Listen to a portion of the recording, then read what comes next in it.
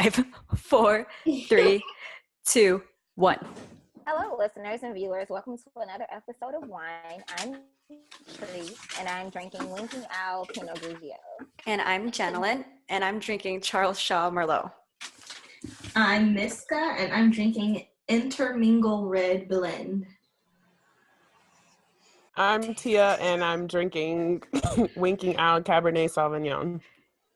I'm Shirley, and I'm drinking Alamos Malbec. Oh, wonderful choices. And today we'll be discussing an update on the Las Vegas shooting, the NRA and gun control for entertainment. We have, we'll be discussing Gabrielle's issues with infertility, Cam Newton's sexist remark, as well as some sexual misconduct amongst celebrities. And then finally, we'll whine about it. All right, so just a quick disclaimer. If you happen to be listening to us on your way to work or you're already at work, don't drink. But if you're not driving on your way home from work, or you're listening sitting comfy somewhere, go ahead and take a pause and pour yourself a glass of wine.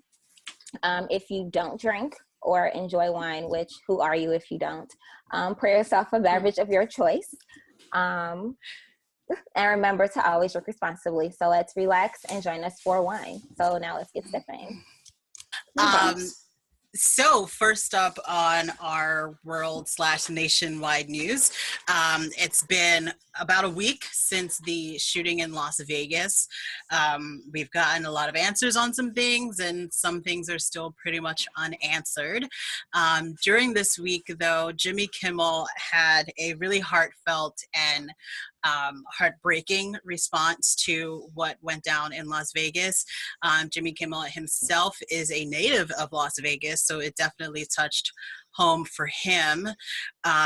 We will put somewhere around in our platforms the link to the video from when he did his segment on his show. If you get a chance, go ahead and check that out. It's a really beautiful video. In the video, though, in his response to what happened in Las Vegas, Jimmy actually called out a couple of, well, not more than a couple, actually, over 50 politicians who voted against gun control regulations. We weren't able to find the complete list of the politicians, but stay tuned. We'll hopefully be able to get that to you. But we did find after Sandy Hook, there were 46 politicians, senators that voted against sensible gun control law. So they basically voted against a bill that would have introduced universal background checks on gun purchases. 43 of those unit senators actually accept money from the gun industry, such as the NRA, and support tougher gun laws. Most Americans, support tougher gun laws, but these senators or representatives don't really want to listen to that because they receive money for them. So we're going to go through a list of those 46 senators. If you come from those states, there's a lot that you can do to reach out to your senators and hopefully be a part of making change. A lot of these people are up for re-election, so that's something to think about in the coming months. So first up, we have Dean Heller, who is from Nevada, John Barrasso from Wyoming, Ted Cruz from Texas, Roy Blunt from Missouri, Roger Wicker from Mississippi.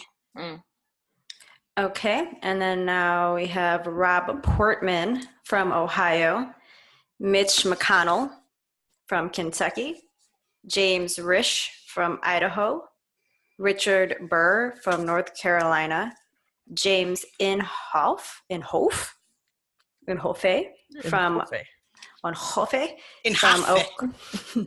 from Oklahoma.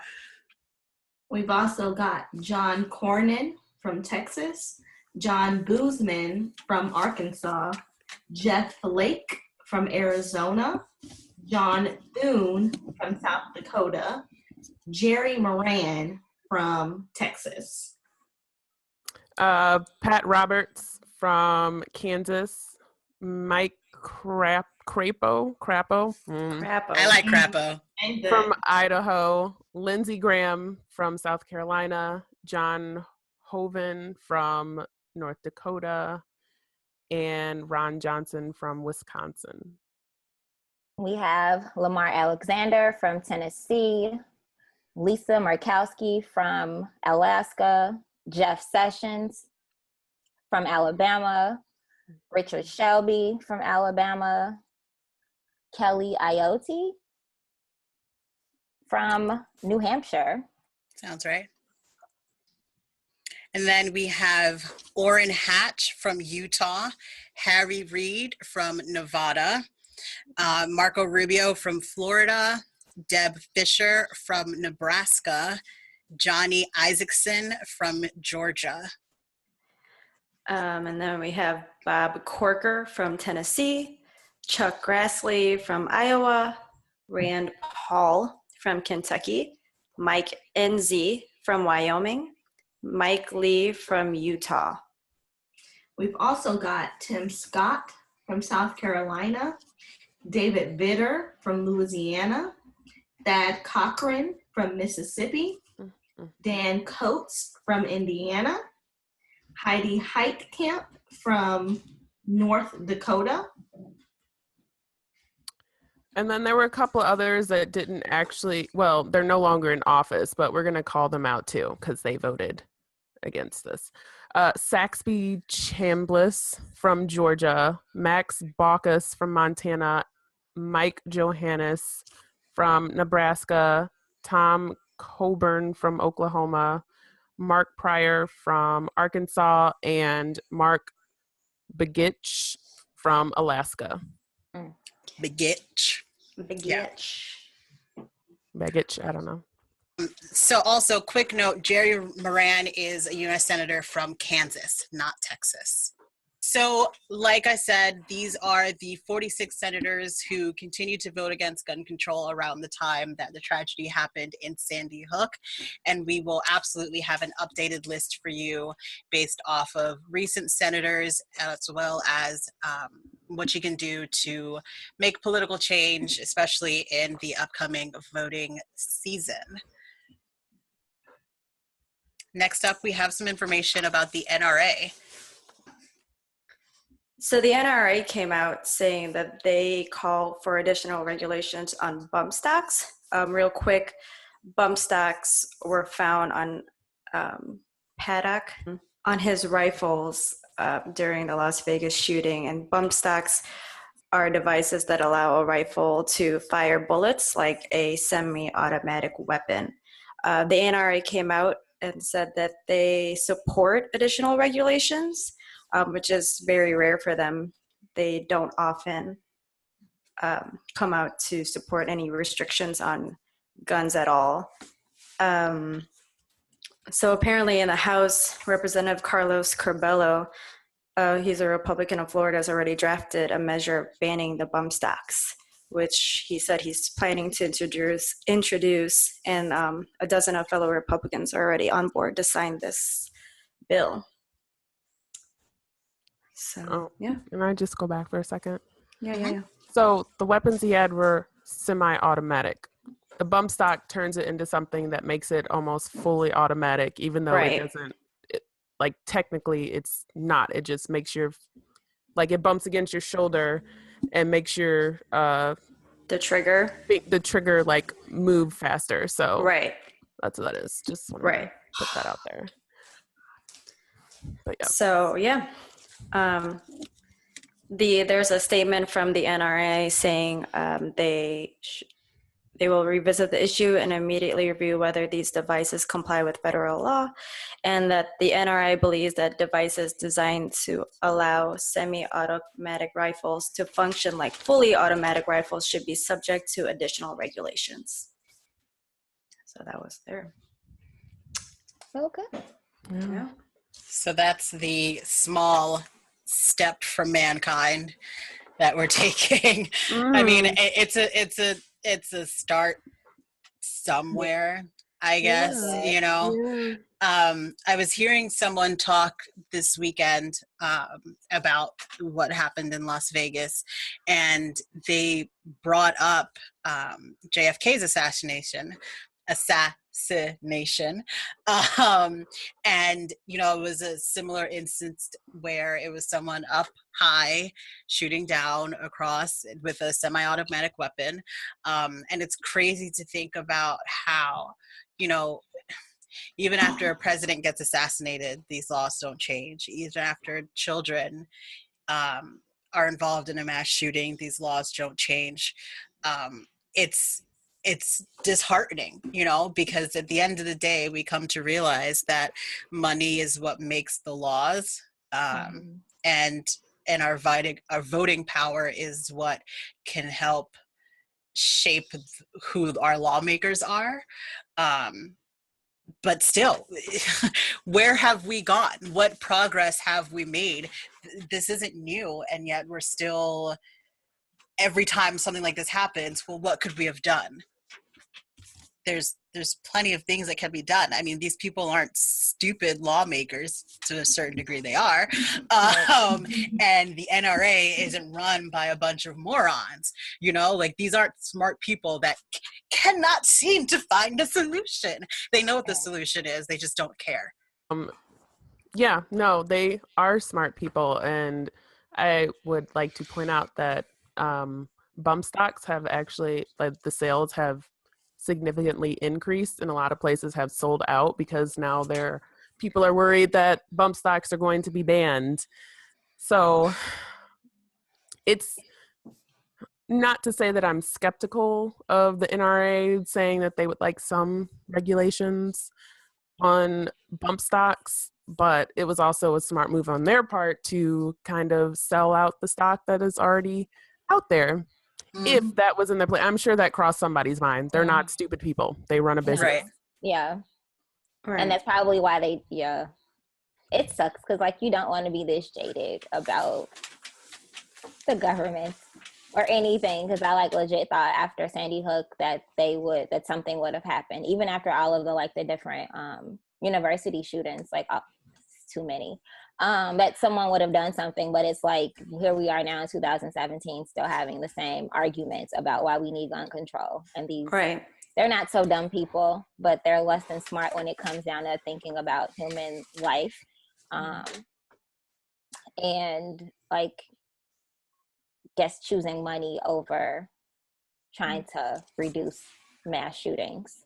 There was a New York Times article they posted from 2011 or 2007 to 2017, the most recent shooting. There were 28 mass shootings from just during those times, ranging from 3 to 58 people dead and more so injured. So even since 2007, things haven't changed as far as gun restrictions, and it constantly happens. Sometimes even like more than one mass shooting a year, which is crazy to me. And I feel like now at least we know, like, since people are putting out like the state representatives and senators and, like, all these, I guess, government officials who every time there's a bill comes up, they vote against it. Like, I like that people continue, like, put their names out there and continue to not vote for them during elections. Because it's like the NRA basically owns us or owns the government, because they pay them so much. Like, they get so much money from them, and, like, underhand, that goes back to all this. I'm not gonna go there, but yes, edit that out, please. I just went on a rant. But it just like goes back to the fact that, like, money is what rules everything, like what Shirley was saying, and it shouldn't be that way. Money makes laws. And then just even the trauma of, like, having to keep re-experiencing this, or even keep revisiting the situation, and it's just frustrating. But I think the problem with me is that as soon as you threaten, or even just to take away a little bit of, like, the gun restrictions, or just take a little bit away from your right to own guns, people are so quick to pull out their knowledge of the Constitution, saying, well, it's in the Constitution, it's the Second Amendment, it's our right to bear arms, so you can't take that right away from us, you know. And even, like, the president won't say anything about it, won't support the gun restrictions. None of the Republicans or some of the Democrats will say anything about it. But if you change the conversation, right, if we have like the NFL protests and they're all peaceful. I mean, we still have protests going on here in St. Louis with the Stockley protest, and say, well, we're doing our right. It's our right to protest. It's our right to free speech. It's the First Amendment. People are so quick to be like, oh, you can't do that, and we can't use that as an excuse. Our president came out saying that the protest in itself was, disrespect to our country and disrespect to the flag. So I think it's hard to use. I think it's kind of silly to use the amendment or the Constitution as like an excuse for one thing, but you can't do the other. And whereas the Second Amendment has been literally killing America for years and years and years, and I mean, all we're doing is protesting. It's peaceful protest, and we haven't done anything. Like, no one's dying from it. I also feel like when we're talking about the Constitution and like using that to uphold the Second Amendment, we hardly ever hear any conversation about the context and the climate in which it was created. Way back in the day, yes, this and that, one bullet at a time. Like, okay, back then, you have bare arms. Could take you like 20 minutes. That is true. Now you just spray people dead now with bullets because of the way that our technology has advanced, and they always want to like spout about it being in the Constitution. Like, yeah, okay, you can have your arms back then when we didn't have all the type of houses we have, the type of security we have, and the type of weaponry that was even like referenced in the Constitution. We didn't have that technology. So I feel like as a country and as a government, you have to like take those things into consideration when we're talking about upholding certain laws or bills, given the way that things have changed since back then, which is right. And I think you can have your opinions about gun control or gun ownership and all of that, but I feel like everyone should be able to agree that no civilian requires a semi-automatic or automatic gun. Exactly. No civilian requires this in their everyday living. It ain't necessary. It's not. At all. It's not. At all. I also just want to say, in terms of like the amendments, they can be repealed. And like Miska was saying, like it was made by men in powdered wigs and heels when they were fighting a war trying to keep their freedom from another country that was trying to oppress them. Right. And amendments can be revisited and repealed, like prohibition for alcohol. There is now an amendment repealing the amendment that initially outlawed alcohol. Cheers to that. I just it doesn't imagine. Speaking of a world without alcohol.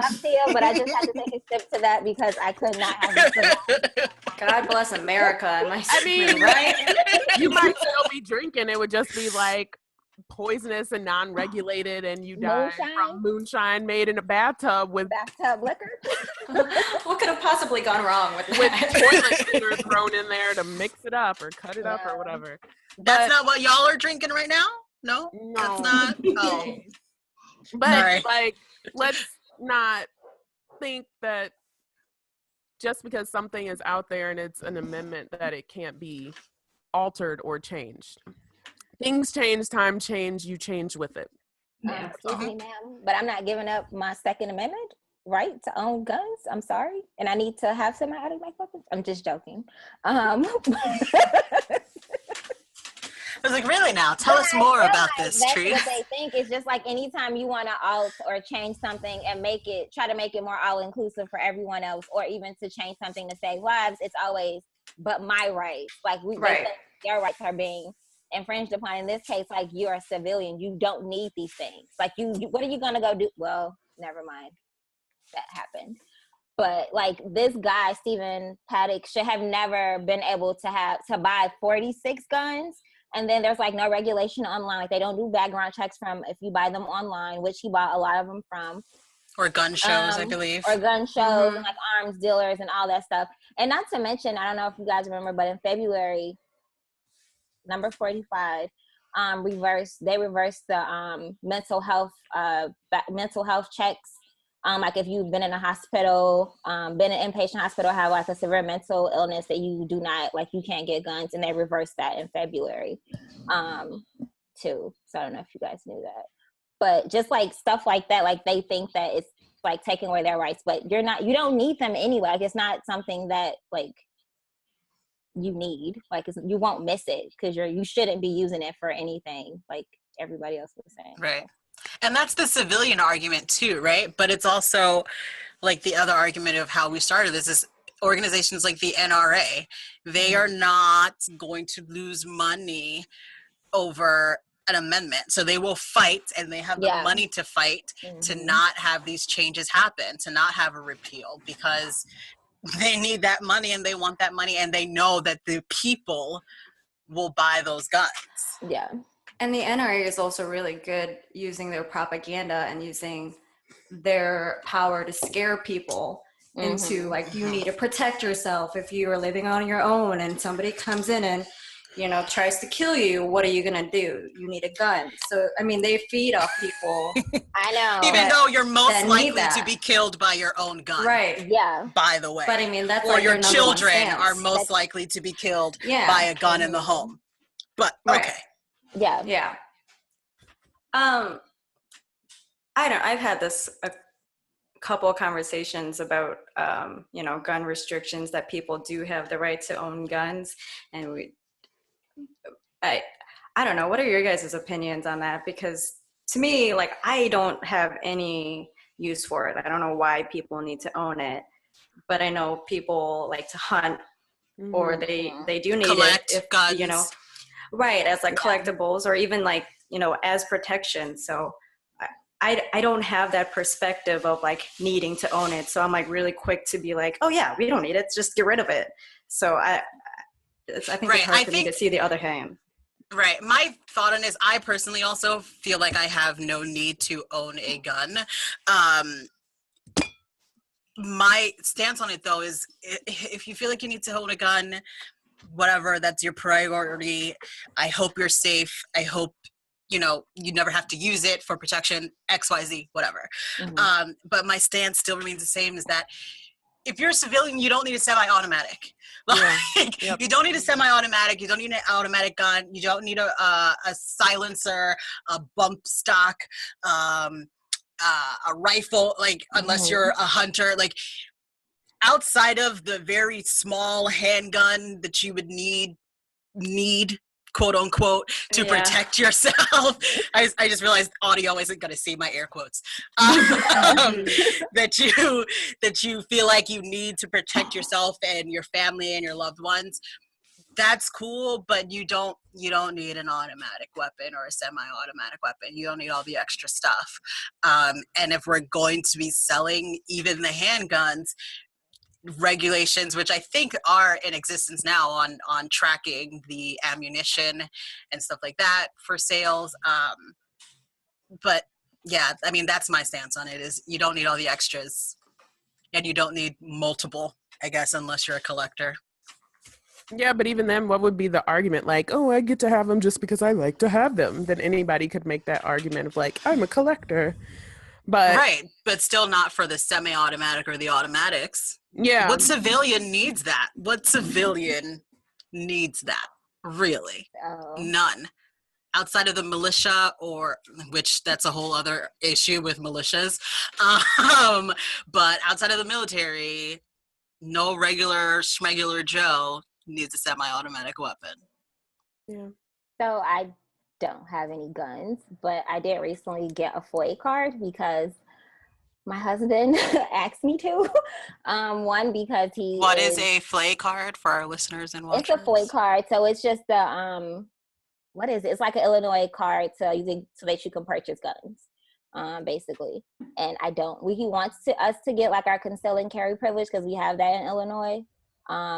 Again, we is like us as a partnership. I do not really want to buy a gun.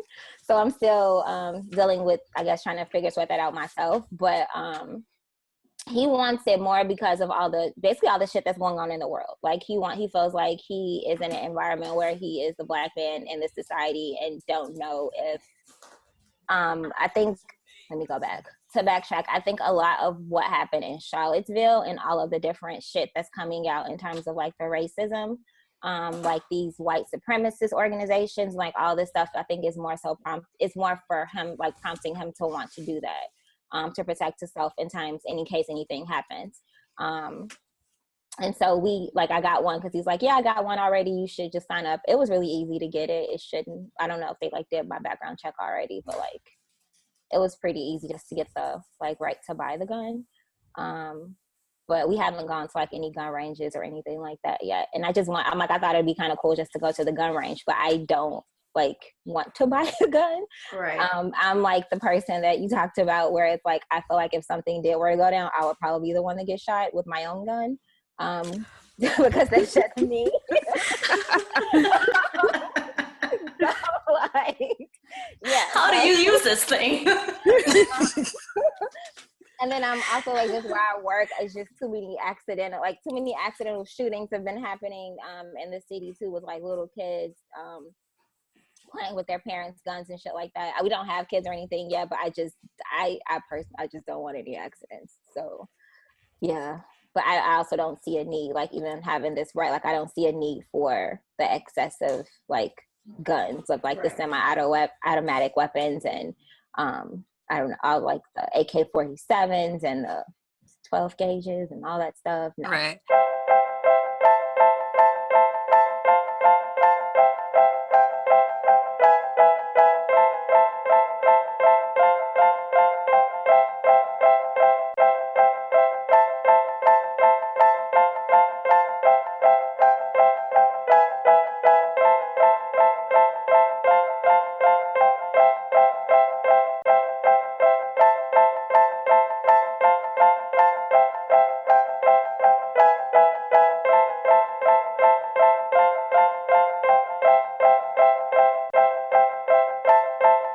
Go. Thank you all for listening and or watching another episode of Wine. You can find our podcasts on Podbean, iTunes, and YouTube. Please rate, review, and subscribe. We appreciate any of the feedback. I mean, guys, really, let us know what's going on. Please. We need it all. Completely newbies to this whole situation. Also, you can follow us on all social media platforms at Wine Podcasts. That's with an S. Wine Podcasts. All right. Bye. Bye, everyone. Thank you for listening. Bye, bye, bye, bye, bye. Bye. Okay. Oh, ready? Yeah. All right. So, hello, listeners and viewers. Welcome to another episode of Wine. I'm Treese. And today we have... No?